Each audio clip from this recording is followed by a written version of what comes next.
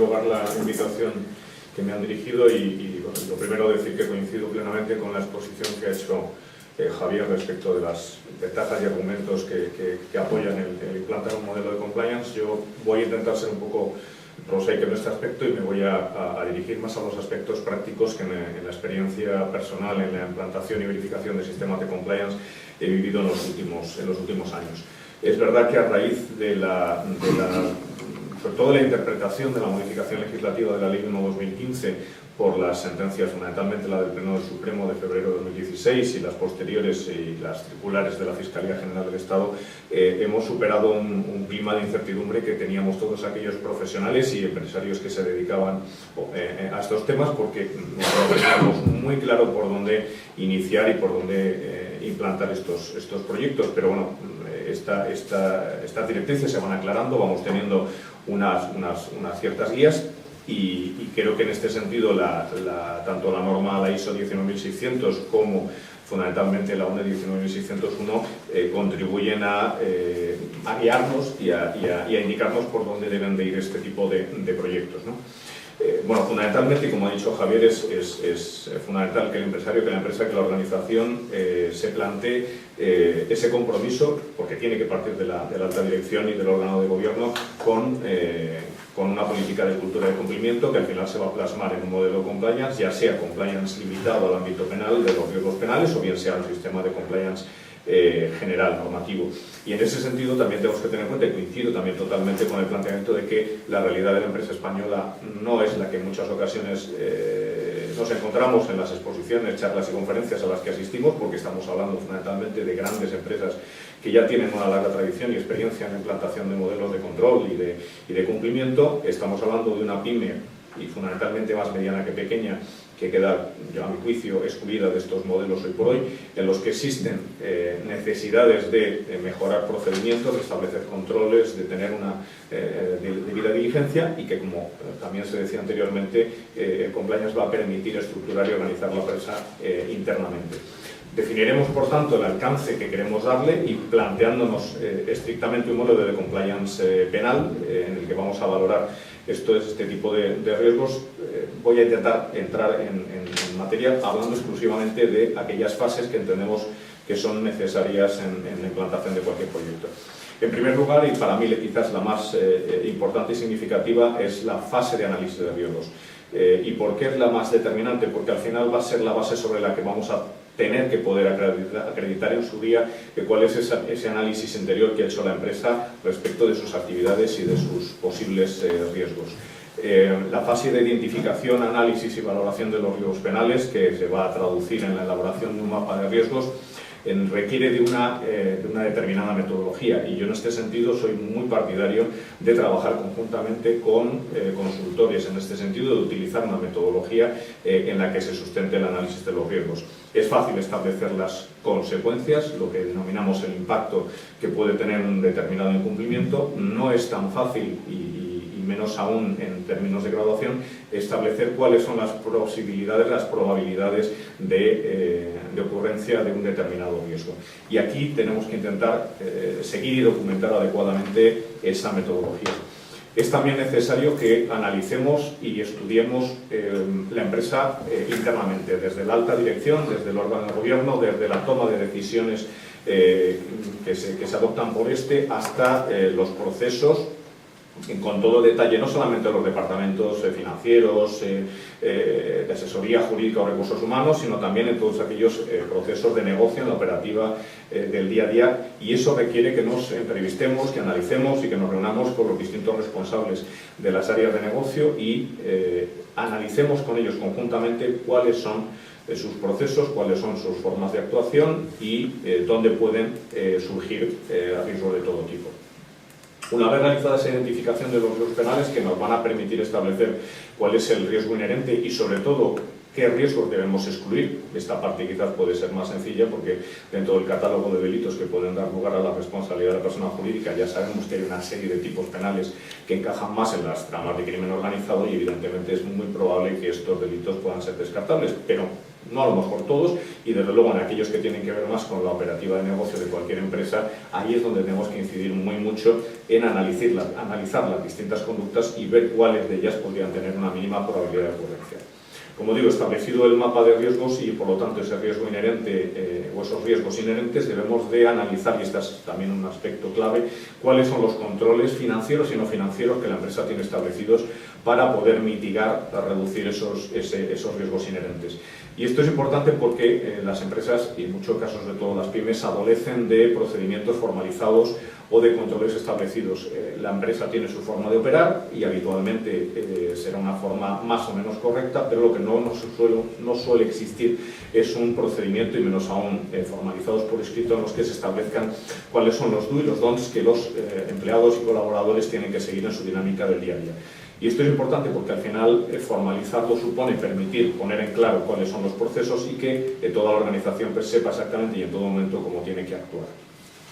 Estos controles y la revisión de los mismos para analizar cuál es la fortaleza de los mismos, por esencia un control para que sea realmente fuerte debería de poder mitigar en su totalidad el riesgo que intenta justamente reducir, pero esto no es siempre así y a veces consideramos que, por ejemplo, una mera supervisión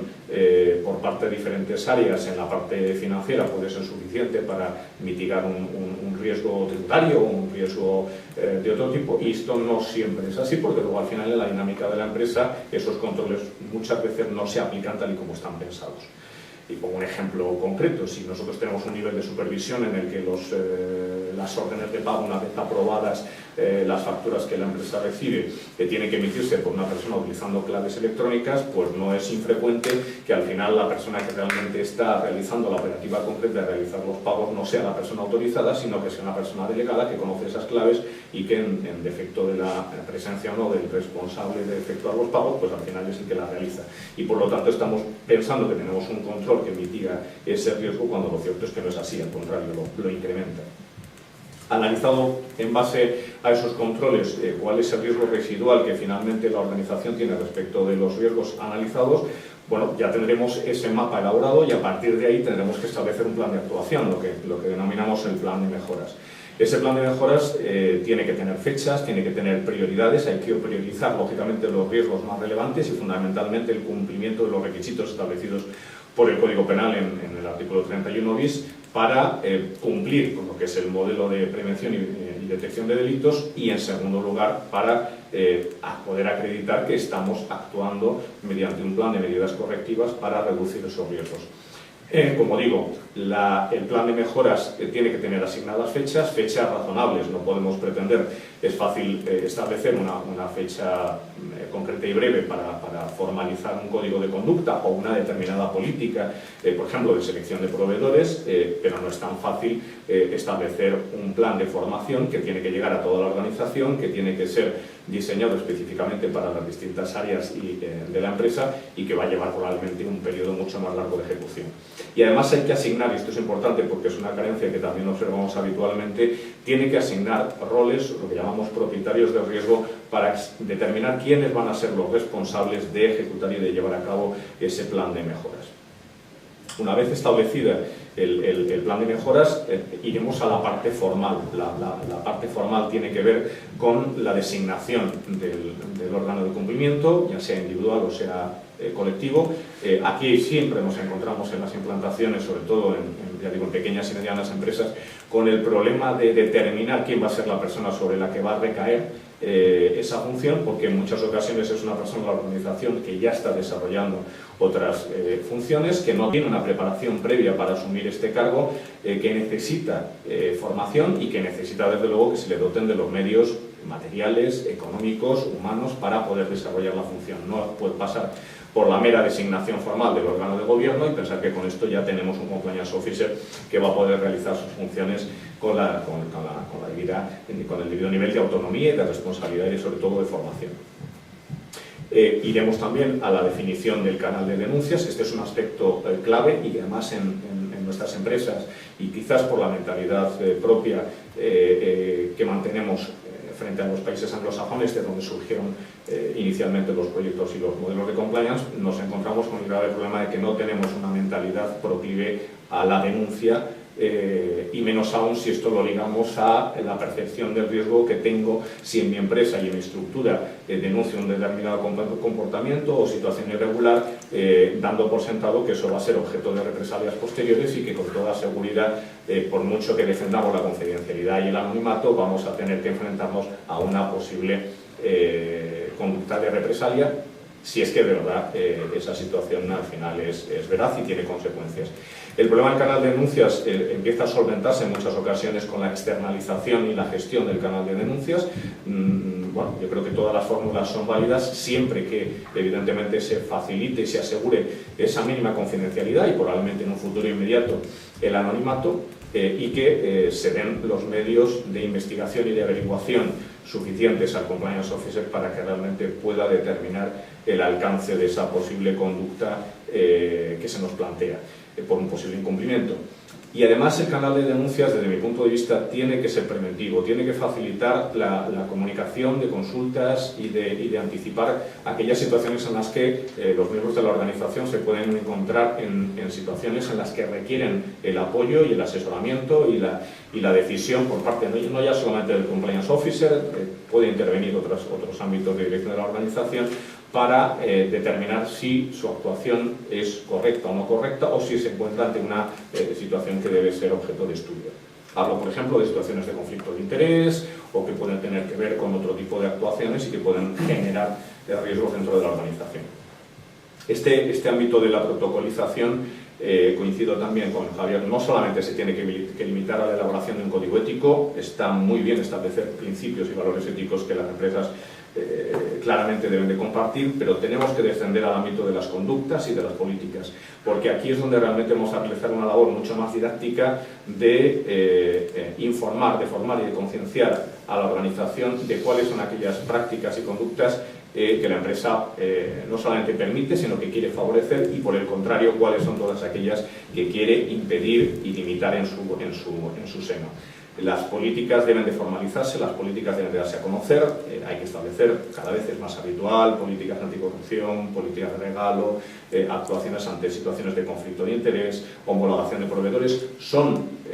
muchas y diversas las políticas en función de la actividad de la empresa que tenemos que analizar y que tenemos que formalizar adaptándolas al caso concreto. Y finalmente lleva, yo creo que la parte más relevante, que es la que tiene que ver con la verificación, con